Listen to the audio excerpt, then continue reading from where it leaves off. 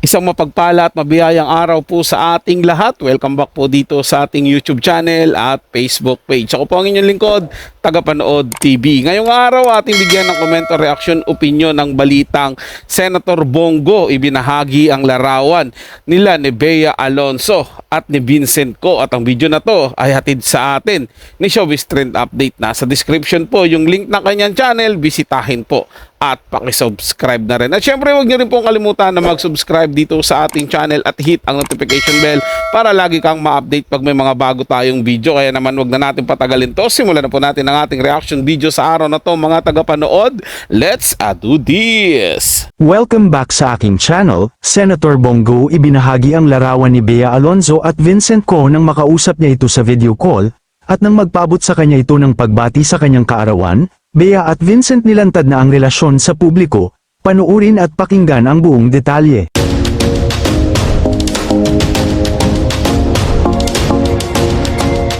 Mukhang nilantad na nga talaga ni Vincent Co at Bea Alonzo ang kanilang relasyon at talagang proud na silang ipakita sa publiko na may relasyon silang dalawa.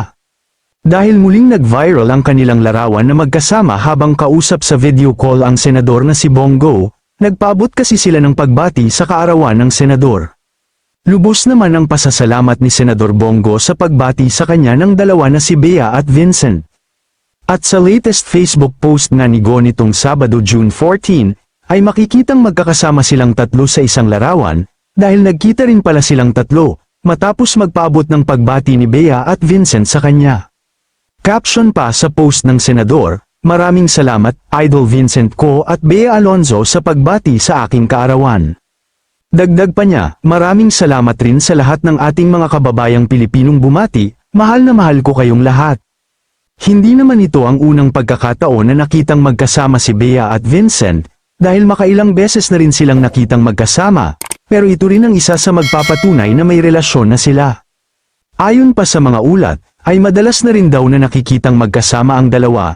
May mga ulat pa nga na ang pinag-uusapan nila ay about sa business and syempre sa kani-kanilang pamilya. Medyo hindi na rin daw naiilang si Vincent sa mga tao, magmula nang makarelasyon niya si Bea, kumpara noon na sobrang mailap sa kamera. Kung hindi pa nga daw siya naging boyfriend ni Bea ay hindi pa siya makikilala, at hindi pa malalaman na siya pala ang president ng Pure Gold at isa sa pamilya na napapabilang sa pinakamayamang tao sa buong Asia. Kayo mga ka-showbiz, anong masasabi niyo sa ating showbiz topic ngayon? Kung ganyan po lagi mga tagapanood na lagi nang ibinabandera ni Bea Alonzo at ni Vincent Co yung kanilang mga sarili at madalas na silang nakikitang magkasama, baka totoo na talaga yung sinasabi na doon sa relasyon nilang dalawa at ipinapakita din nila na going strong na yung pagkakaroon nila ng relasyon at baka hindi rin malabo dumating yung mga araw, mga tagapanood, na ang mababalitaan natin o ang ibabahagi ko sa inyong reaction video is about na sa engagement party nila o baka kasalan na po nila, mga tagapanood. Hindi na tayo magugulat dyan. At ready naman na siguro sila sa isa't isa at makikita naman natin nasa hustong edad na sila, diba?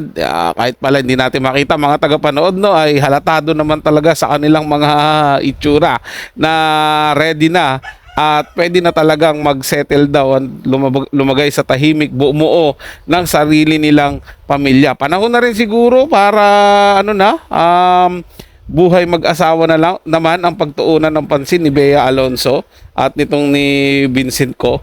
Well, tingnan na lang natin sa mga darating na panahon, mga tagapanood, kung anong mangyayari dito sa dalawang ito. So yun lang po mga tagapanood, ito ay comment at opinion lamang, wala pong personalan. Paalam po at mabuhay po kayong lahat. Maraming salamat po sa inyong panonood.